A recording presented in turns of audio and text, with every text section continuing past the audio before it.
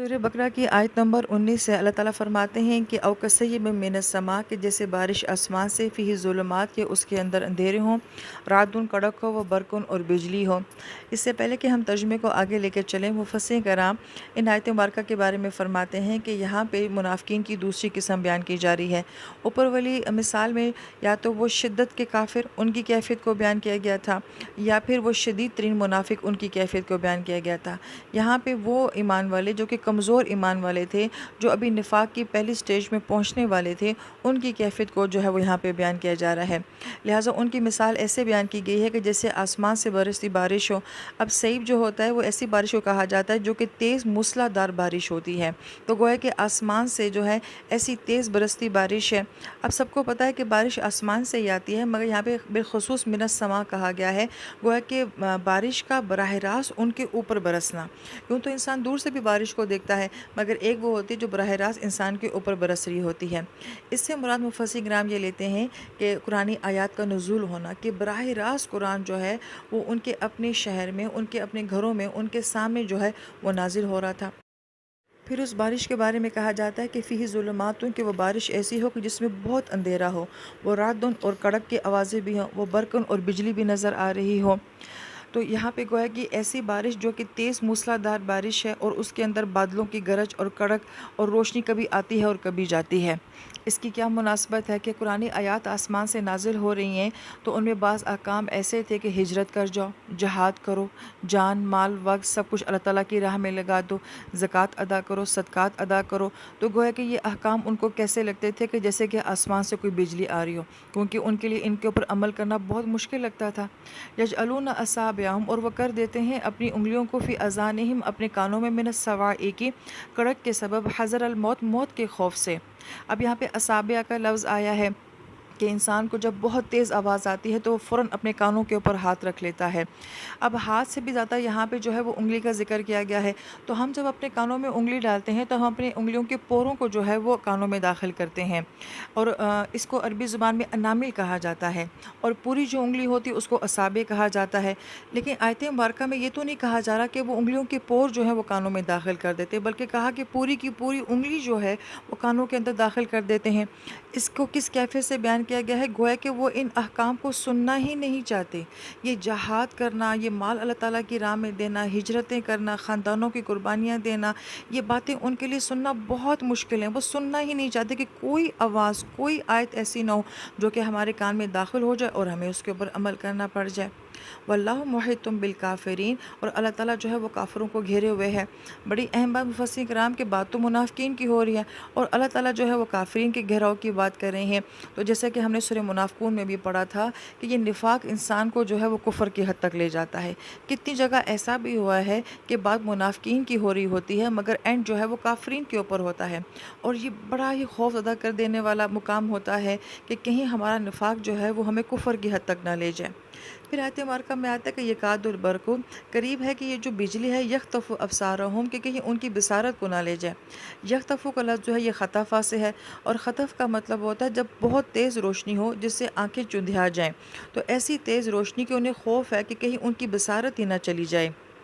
اب اگر ہم اس مثال کو اور پچھلی مثال کا آپس میں موازنہ کر کے دیکھیں تو پیچھے ان کے نور کے لے جانے کی بات ہو رہی تھی، اور یہاں پہ ان کی بصارت کے لے جانے کی بات ہو رہی ہے۔ اس کا مطلب یہ ہے، مفسرین کرام فرماتے ہیں، چونکہ یہ منافقین ہیں نا، ابھی ان کا نفاق جو ہے وہ شدت کا نہیں ہوا، ابھی یہ کفر کی سٹیج پر نہیں پہنچے ہیں، تو اس لیے ابھی ان کا نور سلامت ہے، کچھ نہ کچھ احساس، کچھ نہ کچھ ضمیر جو ہے وہ ان کے اندر زندہ ہے، اس لیے نور کے لے جانے کی بات نہیں ہو رہی۔ صرف بصیرت، عقل اور سمجھ، کسی بات کو دیکھنا، اس کی گہرائی کو جاننا، یہ چیزیں ایسی ہیں جو کہ ان سے چھن جانے کا اندیشہ ہے۔ کلما اضاء لهم مشوا، اور جب کبھی روشنی ہوتی ہے ان کے لیے وہ اس میں چلنا شروع کر دیتے ہیں۔ اب یہی اضاء کا لفظ جو ہے وہ پچھلی مثال میں بھی آیا تھا، اس مثال میں بھی آیا ہے، کہ اس سے مراد کیا ہے کہ جب کوئی آیت ایسی آتی ہے، اور آیات ہی ایسی ہوتی ہیں جو کہ روشن کر دینے والی ہوتی ہیں، تو بڑی خوبصورت بات کہ قرآنی آیات کو ہے ان کو ایک روشنی کے ساتھ بھی جو ہے تشبیہ دی گئی ہے، کہ قرآن انسان کی زندگیوں کے اندھیروں کو دور کرتا ہے، انسان کی زندگی کو روشن کرتا ہے۔ لیکن کہا کہ جب کوئی ایسی آیات آتی ہیں آسمان سے کہ جس کے اوپر عمل کرنا مشکل نہ ہوتا، آسان ہوتا،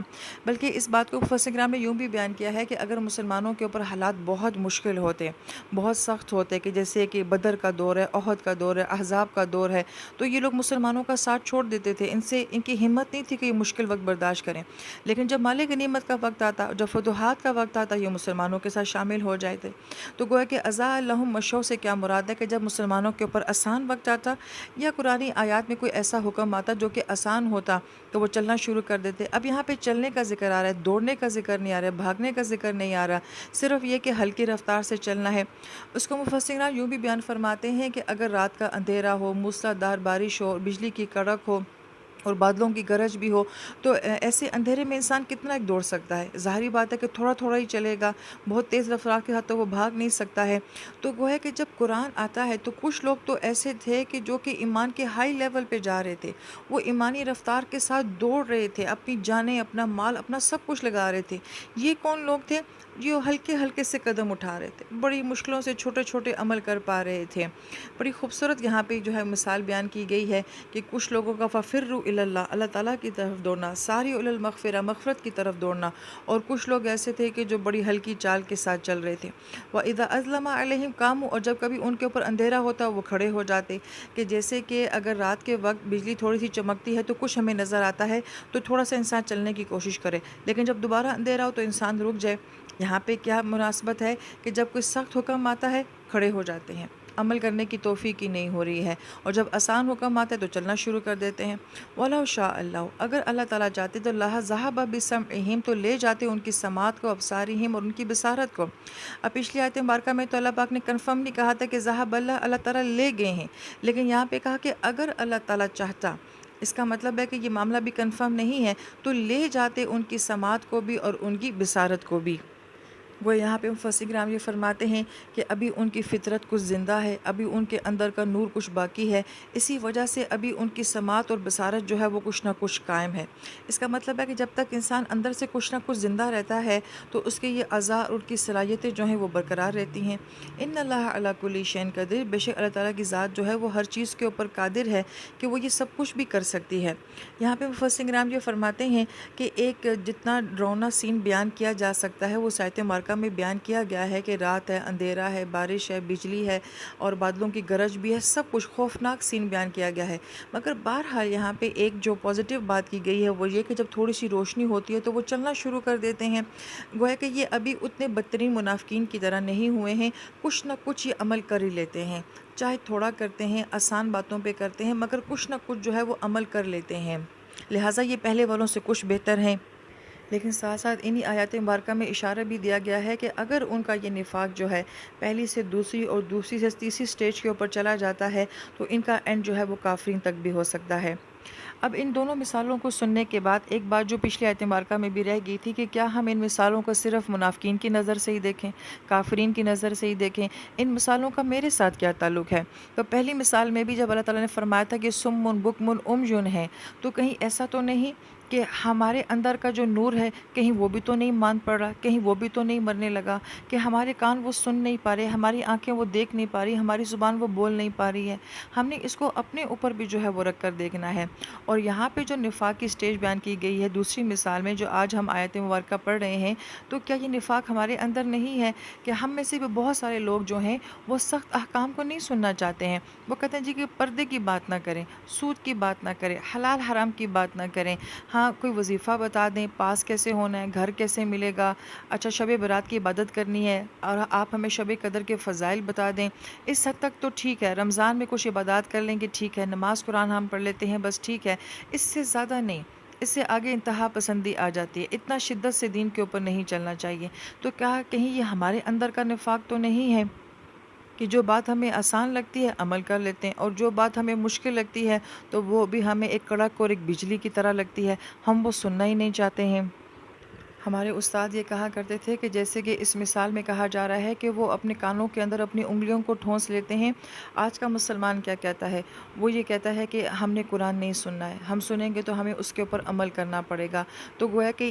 آج کے مسلمان کی مثال بھی آتی ہے کہ وہ بھی اپنے کانوں کو بچانا چاہتا ہے کہ کہیں کوئی ایسی آیت نہ ہو جائے جو میں سن لوں، اور کوئی ایسی بات نہ ہو جائے کہ جو میری زندگی کے اوپر اثر ڈالتی ہے اور میں اس کے اوپر عمل نہ کر سکوں۔